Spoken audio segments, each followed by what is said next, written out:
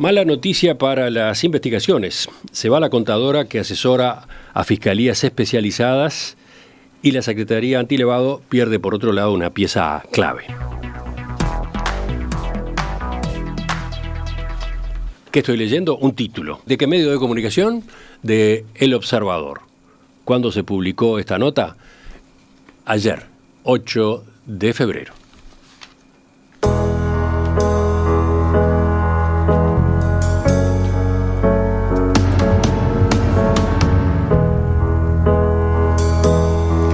El artículo publicado por El Observador señala que la contadora Karina Liguori, que asesora a las fiscalías especializadas en delitos económicos y lavado, es un apoyo importante en el caso Conexión Ganadera, entre otros, que lleva adelante el fiscal Enrique Rodríguez. ¿Por qué su presencia es importante? Por el entramado de empresas, personas y movimientos financieros que implica esa causa. Sin embargo, al finalizar la audiencia del miércoles pasado, en la que la justicia prorrogó las medidas cautelares contra los imputados hasta agosto y aplazó la investigación de la Fiscalía, la alargó hasta julio de 2027, la contadora Liguori le comunicó a algunos de los abogados de víctimas allí presentes que trabajaría hasta fin de mes y después dejaría el cargo.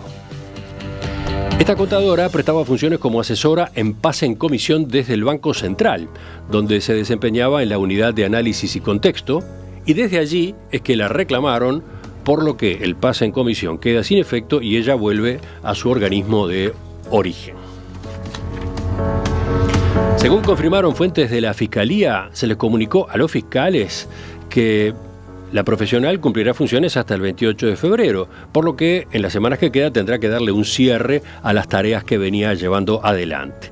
Desde Fiscalía General de la Nación se informó que se abrió un llamado a concurso para un cargo de contador, pero se puntualizó que el proceso puede llevar meses entre que los interesados se anotan, concursan y son seleccionados, por lo que se augura un enlentecimiento en algunos de estos expedientes.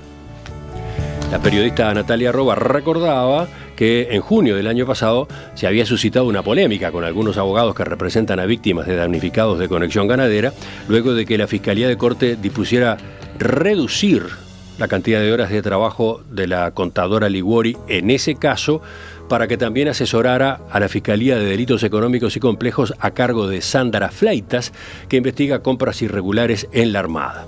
En aquel momento se decidió que de 3 días a la semana dedicados al caso Conexión Ganadera pasara a 2 días, que fue lo que motivó aquella discusión.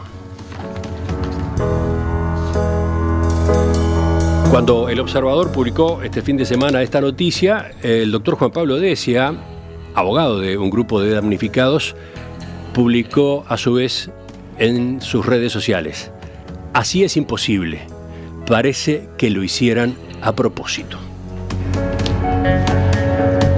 Justamente estamos con el doctor Decia en este momento. Buenos días. Buenos días, Emiliano. Un gusto estar con ustedes esta mañana. ¿Qué implica para ustedes, para usted como profesional, para las personas a las que representa, este cambio del cual se informaba? Y es una muy mala noticia, inoportuna, que disminuye sensiblemente la capacidad de investigación de la Fiscalía, como tú bien revelabas en la introducción de la nota.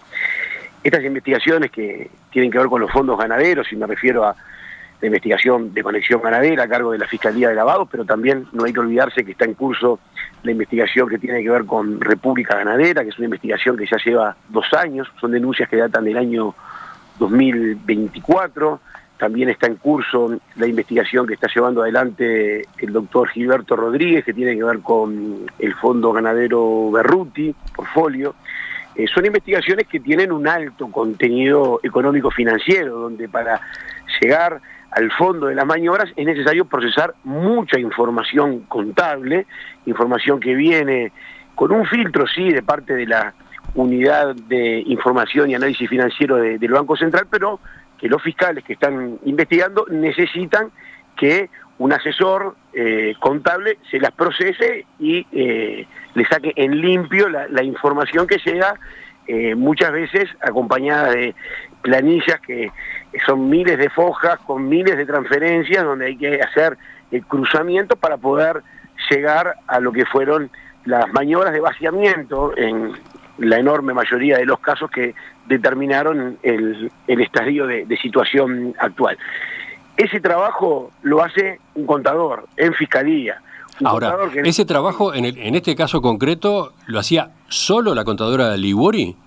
Sí, eso es un primer problema, porque lo hacía solo la contadora Liguori, contadora que en el caso de Conexión Ganadera se le fueron sacando horas progresivamente para compartirlas, esas horas, con las otras fiscalías que también tienen a estudio otras investigaciones con un alto componente económico-financiero, y no solamente me refiero a las investigaciones que tienen que ver con los fondos ganaderos. Yo le hacía la pregunta, doctor Decia, porque me imagino que los oyentes piensan otra cosa. Me imagino que la fiscalía, el fiscal, a cargo de expedientes como estos, tiene junto a él un equipo potente para llevar a cabo estos trabajos, ¿no? Y lamentablemente no es así.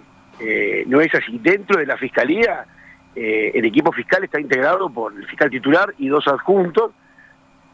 Estaba la contadora Liguori, bueno, va a estar hasta el 28 de febrero, según la información que ha trascendido, que la propia contadora nos comunicó en audiencia, mostrando una enorme preocupación institucional, más que personal. Naturalmente que sí, los fiscales se apoyan en este tipo de investigaciones en equipos que trabajan a nivel de Interpol, de DGI, bueno, UIAF, Senaclaf, pero son organismos externos a la Fiscalía que elaboran sus informes a requisitoria de la Fiscalía, pero después esos informes hay que bajarlos a tierra, hay que procesarlos, y eso es lo que hacía esta única contadora. Sí, repito, y lo hacía solamente 2 días a la semana. 2 días a la semana, y eso, Emiliano, de alguna manera explica el atraso que tenemos, no solamente en la causa Conexión Ganadera, en la causa República, en la causa Portfolio, y en otras causas que, teniendo un contenido de estas características, no avanzan al ritmo que deberían avanzar, cuando es Fiscalía la que tiene la llave para que avancen, ¿no? Hay que recordar que estamos en un sistema acusatorio, y si Fiscalía no avanza, la investigación penal no avanza porque el juez no puede investigar. El juez está esperando que Fiscalía le acerque las pruebas, le acerque la información, y mientras eso no suceda, la investigación queda estancada. En el caso de Conexión Ganadera estamos hablando de un entramado societario que involucra a más de 30 sociedades, hay más de 25 personas bajo el radar de Fiscalía, todas ellas con un rol muy activo, ¿no?, que participaron desde diferentes lugares, pero a través de diferentes cuentas bancarias que ellos operaban para vaciar la empresa como finalmente sucedió, y tenemos solamente 3 imputados por estafa, cuando todos sabemos que era materialmente imposible que se diera lo que se dio solamente con la actividad del mentor, de Gustavo Basso. Y en el caso República lo mismo. Estamos hablando que los directores de República Ganadera, Mauro Mucio y Hashidaki, quienes fueron denunciados en noviembre de 2024, ni siquiera están formalizados, están con medidas limitativas, y ahora nos enteramos, porque así nos lo comunicó el equipo fiscal, que se le prorrogaron las medidas limitativas hasta junio. ¿Por qué? Porque el equipo fiscal no tiene, parece realmente broma escucharlo, no tiene todavía el pedido de formalización con la solidez que se necesita, entre otras cosas porque la información contable que va a acompañar a ese informe no está procesada en debida forma. Entonces, son cuestiones que disminuyen sensiblemente la capacidad de investigación de Fiscalía en causas que son de interés público, ¿no?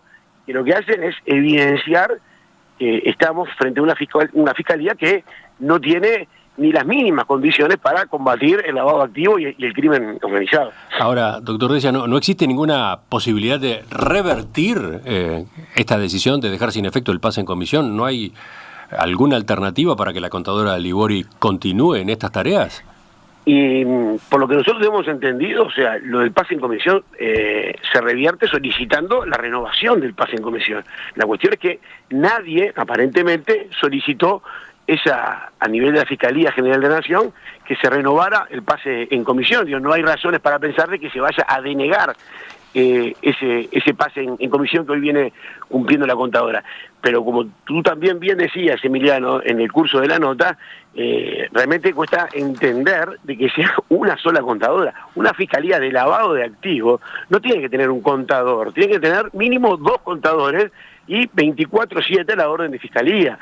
Si realmente se quiere combatir el crimen organizado y el lavado de activos y prevenirlo también. Sí, ahora se hace un llamado, Fiscalía General de la Nación está haciendo un llamado a concurso para un cargo de contador, pero el propio artículo que yo recién revisaba advertía sobre la demora que implica esto, ¿no? ¿Cuándo efectivamente puede estar en funciones ese profesional? Y que si esa es la solución, realmente es una tomada de pelo. Fíjese lo que demora un llamado público, y mientras se procesa ese llamado, se provee el cargo, vamos a estar en el mes de julio, agosto, con suerte, con un contador quizás recién recibido, que está haciendo su primera experiencia laboral, ingresando al Estado, y que se va a encontrar con las causas más importantes de la historia del país en lo que refiere a delitos económicos. Entonces, no es por ahí la solución. La solución es que haya un trabajo coordinado entre Fiscalía General de la Nación, Banco Central, y que se le doten de una vez por todas recursos genuinos a Fiscalía para que Fiscalía pueda investigar. Si la solución va a ser este llamado de contadores, realmente estamos yendo por muy mal camino y es una pésima señal de la Administración de Justicia y de la Fiscalía General de la Nación en particular. Justamente, teniendo en cuenta lo que usted señalaba, la magnitud de este caso, el volumen del perjuicio a los ahorristas, las omisiones en que el propio Estado habría incurrido en materia de controles, ¿no?, en los últimos años, ¿no piensan ustedes en la posibilidad de efectuar gestiones para que, por un lado, este pase en comisión se renueve, pero además para que eventualmente se haga otro pase en comisión, para que haya un refuerzo rápido del equipo de asesores de Fiscalía? Esto no hay manera de tratarlo, no hay manera de establecer comunicaciones en esa dirección. Sí, manera hay. De hecho, el grupo que tenemos los abogados, estamos obviamente todos muy preocupados con lo que está pasando. Tenemos previsto solicitarle una reunión al fiscal esta semana con carácter urgente para hablar de este tema y de otros temas que también nos preocupan, a punto de partida de lo que pasó en la audiencia de la pasada semana, donde Daniela Cabral permanece en Punta del Este. Enseguida quiero preguntarle sobre eso, pero en cuanto a mi pregunta, a la pregunta anterior, usted dice, efectivamente, ustedes van a hacer gestiones, van a intentar que haya un cambio en esta materia. Vamos a intentar que haya un cambio, se lo vamos a pedir al fiscal. Vamos a pedir una reunión con la Fiscal General de la Nación también, a los mismos efectos. Estamos viendo en la interna nuestra designar dentro del grupo de abogados, que somos más de 30, establecer una especie de comisión de abogados de inversores para que también no sean reuniones muy voluminosas, que muchas veces eso complica la logística y demás. Entonces estamos viendo de designar 3 o 4 representantes de abogados que representen al colectivo para, bueno, llevar adelante esas reuniones que tienen que ser en el corto plazo, porque esto ya no se puede seguir dilatando, porque vemos nosotros, quienes conocemos la causa, que esto realmente está trancado porque falta que se le procese la información en debida forma al fiscal. Y les voy a contar una anécdota bien cortita. La salida de la audiencia de la semana pasada, donde la señora Cabral continuó, se prorrogaron las medidas respecto de ella de arresto domiciliario en Punta del Este, la propia contadora Liguori me dijo que estaba analizando un escrito que yo había presentado pidiendo la ampliación de la formalización para Daniela Cabral por lavado, por las transferencias que ella hizo post-mortem de Gustavo Basso, desde cuentas que fue administrada con Gustavo Basso y desde cuentas personales, arriba de $380.000, a Jorge Cuñetti, que es una persona que está también imputada, que está citada a declarar el 18 de febrero, que es el socio de su hija Candelaria. ¿Cómo funciona el sistema? Yo presento ese escrito con todas las evidencias, con planillas en Excel, que son los anexos que llegan en los informes del Banco Central, con todas las transferencias. Inmediatamente, una vez que lo recibe el fiscal, se lo pasa a la contadora Liguori para que chequee que lo que yo digo es así. Así funciona. Ya, la contadora Liguori me dice, mira, estoy con las otras causas, estoy tapada de trabajo, pero quédate tranquilo, doctor, que te estoy analizando lo que vos presentaste para informarle al fiscal. Bueno, esa persona que hace ese trabajo tan importante se va a ir el 28 de febrero, a la vez de que hoy está tapada de trabajo porque está sola con las 3 fiscalías, las 4 fiscalías, porque lavado de activos y 3 de delitos económicos, y ese trabajo tan importante para que esto camine por donde tiene que caminar, no va a haber quien lo haga. Así que, como se imaginarán, ustedes y todos los oyentes, es algo que nos preocupa y mucho. Para terminar, justamente, le pregunto por esta audiencia del miércoles. A pedido del fiscal, la jueza, Diovanet Olivera, resolvió que Pablo Carrasco y su esposa Ana Yevdiukov permanezcan en prisión preventiva mientras sigue la investigación de Fiscalía. En el caso de la viuda de Gustavo Basso, Daniela Cabral, la jueza aceptó que continúe en prisión domiciliaria, ya que está formalizada por estafa, pero es la única que no tiene una imputación por lavado de activos, algo que obligaría a disponer que la medida cautelar se cumpliera en la cárcel, según recordaba una nota de búsqueda que estoy mirando ahora. ¿Qué pasó en esta materia? ¿Qué pasó? Porque además estaba en discusión dónde dónde continuaba llevando adelante la prisión domiciliaria Daniela Cabral. Sí, ahí el tema es el siguiente. Mientras no se le impute a Daniela Cabral un delito de lavado, recuerden que la imputación que pesa sobre ella es una imputación por continuado delito de estafa, y se acepte como medida cautelar el arresto domiciliario, ella como imputada inicialmente tiene el derecho de fijar el domicilio que entienda pertinente para cumplir su arresto domiciliario. En el marco de ese derecho, ella eligió Punta del Este, que no era su domicilio, porque ella, tanto en sede concursal como en sede penal, había declarado el domicilio de Florida como residencia, como domicilio habitual, pero cuando se le pide arresto domiciliario, cambia su domicilio y fija Punta del Este. Eso es lo que tiene que ver con cómo llegamos a esta situación. Mientras el fiscal no pida un cambio de esa medida cautelar por entender que hay riesgos que neutralizar, como puede ser el riesgo de entorpecimiento de la investigación, y en función de eso pida el cambio de arresto domiciliario a prisión efectiva, las cosas van a seguir como vienen siendo hasta ahora, salvo que la imputada voluntariamente diga su cambio de domicilio por todo el impacto que está generando el cumplirlo en Punta del Este. Bueno, esto pudo haber ocurrido, ¿no? El miércoles pasado en la audiencia, los abogados de Daniela Cabral anunciaron que ella se disponía a plantear un cambio de domicilio para esa prisión. Exactamente. Pero, según comunicaron después, debido a los cuestionamientos, las preguntas, la cantidad de discusiones que generó ese solo anuncio, los abogados decidieron dejar sin efecto esa posibilidad. ¿Qué pasó? Es una ironía, primero que nada, que los abogados y la propia Cabral estén en condiciones de pararse ante un juez y ante el fiscal y ante todos los abogados de los inversores, de los estafados, a decir, bueno, yo decidí, ¿no?, por motu propio, mudarme. En realidad no tendría que ser ella la que determine un cambio de situación, sino que tendría que ser el fiscal que lo pida. Que hoy Daniela Cabral, imputada por la mayor estafa de este país, esté en condiciones de pararse alegremente, de hacer ese anuncio y después retractarse, ¿no?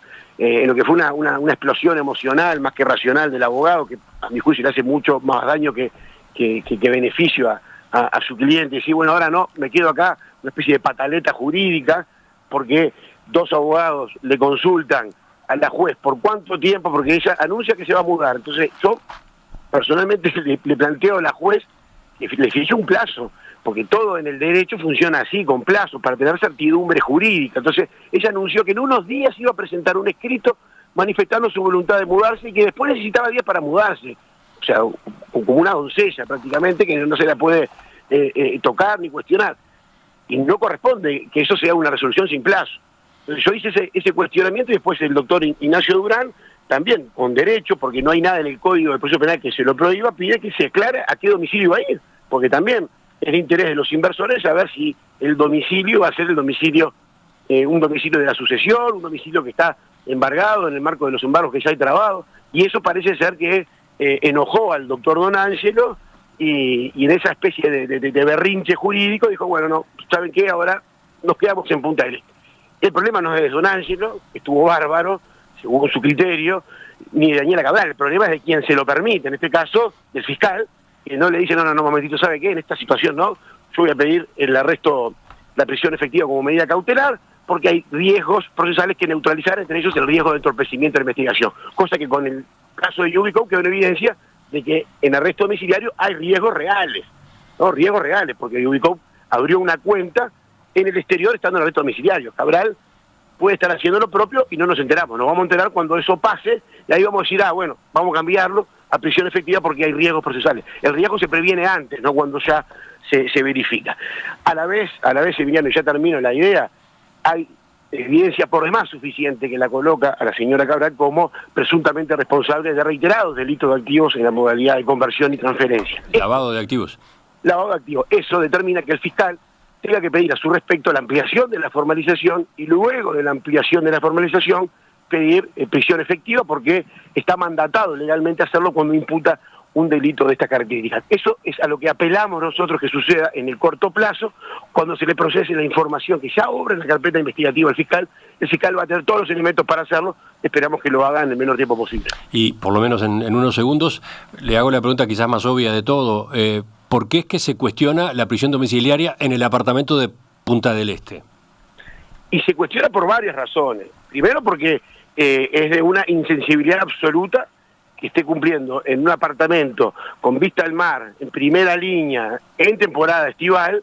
No son cuestiones menores, no son jurídicas, pero son cuestiones sí que a cualquier observador le genera ruido, cuando hay 4.500 familias que están desesperadas, donde hay gente que se quedó sin nada, gente que contaba con la renta de conexión ganadera para costear tratamientos médicos y no está bueno como señal que una de las imputadas principales cumpla arresto domiciliario en esas condiciones. Después hay cuestiones de corte jurídico que conducen a la misma, conclusión. Primero, ese apartamento está embargado, ya está dispuesto a su respecto el remate. Entonces, si lo que se pretende es generar el mejor precio para los inversores, claramente, para que el remate se obtenga, en ese remate el mejor precio, hay que mostrar el apartamento, hay que permitir que los oferentes accedan, y de esa manera se puede obtener un precio mejor al que se va a obtener con Daniela Cabral ahí adentro, donde después que se compre el remate hay que desalojarla, etcétera, etcétera. Eso obviamente que tira abajo el precio del remate.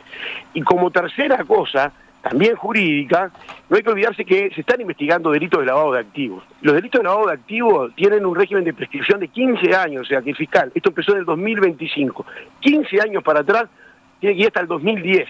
Este apartamento se compró en el 2012, con dinero presuntamente ilícito.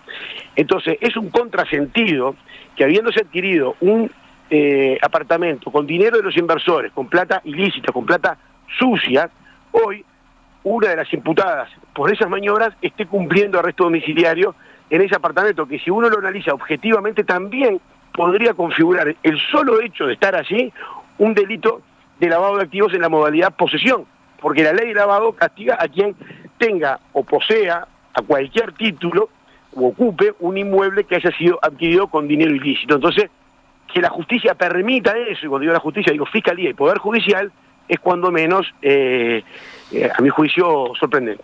Doctor Juan Pablo Decia, abogado de clientes damnificados de Conexión Ganadera, le agradecemos su participación esta mañana en Perspectiva. Un gusto, Emiliano, y muchas gracias por el espacio.